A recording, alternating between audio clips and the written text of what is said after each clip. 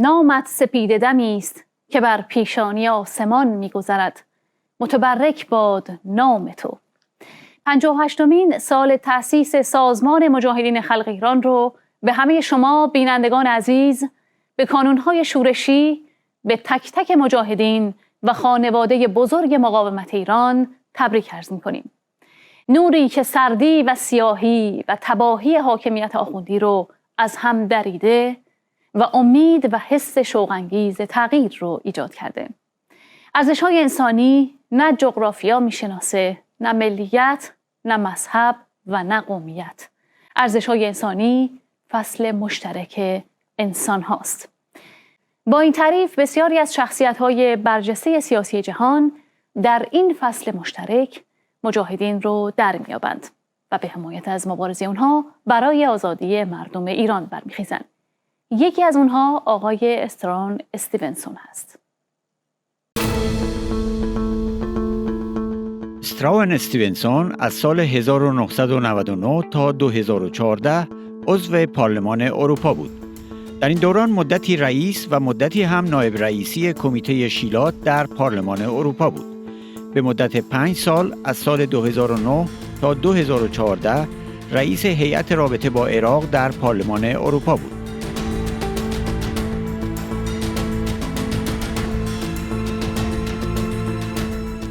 در دورانی که مجاهدین در اشرف و لیبرتی بودند، استیونسون از فعالترین مدافعان حقوق اشرفیها بود. استیونسون کتابی را با عنوان ایثار زندگی با مجاهدین ایرانی منتشر کرد که در آن از طریق مصاحبه‌های متعدد با قربانیان جنایات رژیم و مسئولان مجاهدین به شرح جنایات رژیم پرداخته است. وی همکنون هماهنگ کننده کارزار تغییر در ایران است. And everything that they say, this organization is of great importance. And I said downstairs.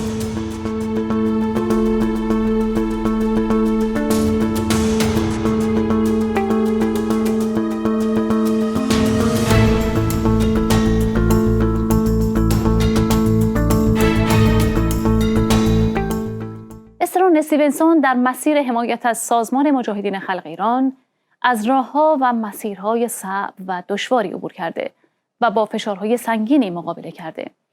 فشارهایی که هم از طرف رژیم و هم از طرف دولت‌های مماشاتگر متوجه اون بوده. استیونسون در این باره توضیحات جالبی داره که چطور با وجود همه این فشارها هر روز در حمایت از مجاهدین مصمم‌تر شده. Shortly after I was elected as a member of the European Parliament, I received a request for a meeting with the Islamic Republic of Iran's ambassador to the EU. When he came to my office, he began to boast about the achievements of the theocratic regime under their supreme leader, Ayatollah Ruhollah Khomeini. I stopped him in mid-sentence and showed him a newspaper article I had read. It noted the hanging of a 16-year-old girl called Atafe Rajabi Sahale. She was hanged in public from a crane in the city of Nekka. She had been raped and tortured for 3 years by a 51-year-old former IRGC member who was now a taxi driver. He was sentenced to 100 lashes. She was a child, hanged by the neck in public. For me, that was the tipping point. I ordered the ambassador to get out of my office and told him that I would devote my career to bringing down his repellent government. And I've worked closely with the MEK ever since. A small group of MEPs briefly blocking the arrival of the Iranian foreign minister to the European Parliament in Brussels. The cries of murderer reflected their outrage that Manouchehr Mottaki had been invited. Don't touch me! Mottaki was on an official visit to hold talks on wide-ranging topics including human rights, the death penalty and non-nuclear proliferation. Monsieur, s'il vous plaît. There was anger that the Parliament's president refused a request to hang a large photo of a young music student. Neda Akad Sultan was killed by a government militiaman during protests at Iran's disputed elections a year ago. MEPs held up smaller pictures instead. There were more protests outside the Parliament. The foreign minister's visit was part of an Iranian initiative to re-establish dialogue with the EU, but MEPs want more pressure put on Iran to comply with human rights. My support for the MEK has caused a lot of tension over the years. When, as an MEP, I agreed to attend and address a major MEK rally in Berlin, I received a telephone call from a person pretending to be from the UK Foreign Office, advising me not to go. It was only later, when secret transcripts of that telephone call appeared in a British court, it emerged that the call had actually been from MI5. I was outraged that the British Security Service had tried to interfere in my role as a democratically elected member of parliament. But the tentacles of the Iranian octopus stretch far and wide, and I've been attacked in the media on countless occasions by pro-regime journalists and criticised by pro-appeasement politicians and others.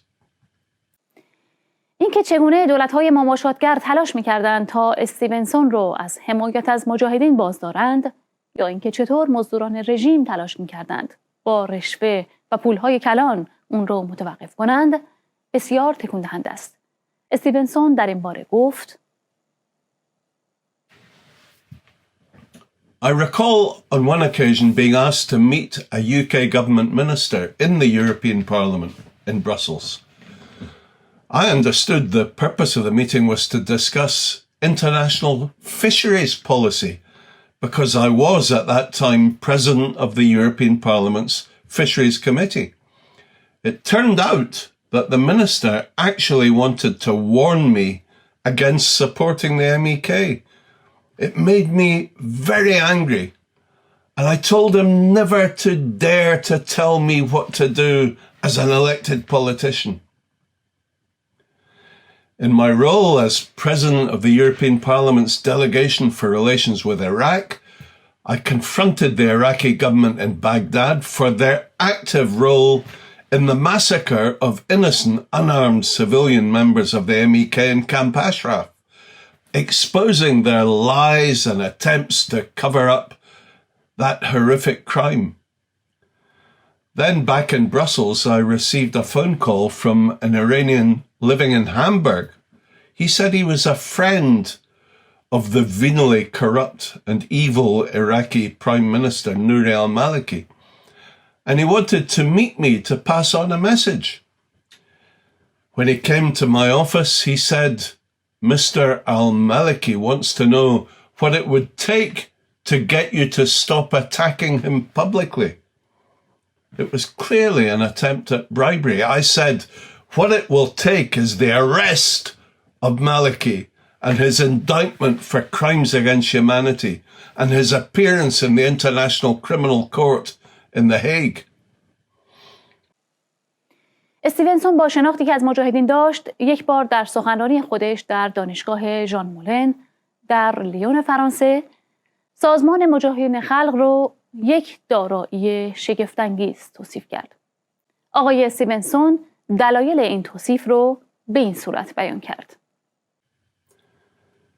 When you understand that it was the MEK which revealed the mullah's top secret nuclear program to the West, whose intelligence services had failed to discover it, when you realize it's MEK supporters and their resistance units inside Iran who risk their lives to provide the West with this type of accurate intelligence on a daily basis, then the asset value of this organization, led by the charismatic Maryam Rajavi, becomes obvious.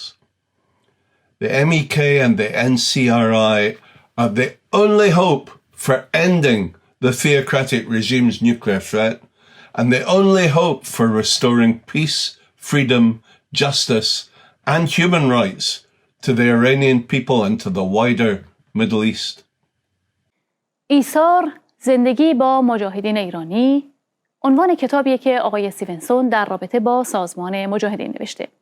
این کتاب نتیجه صدها مصاحبه با خانواده شهدا، زندانیان سیاسی و مسئولان مجاهدینه. استیونسون هدفش از نوشتن این کتاب رو اینطور توضیح داد. It seemed to me after 2 decades of close association with the MEK that the wider story of their sacrifice, their suffering, and their resilience needed to be told. That's why I wrote the book.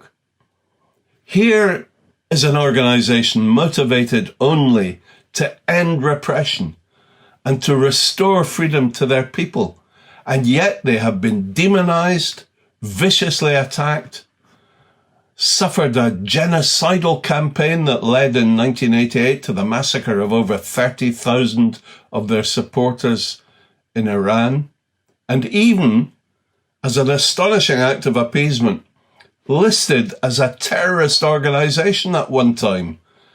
The truth behind all of these atrocities and lies had to be revealed, and that's why I wrote Self-Sacrifice, Life with the Mujahideen.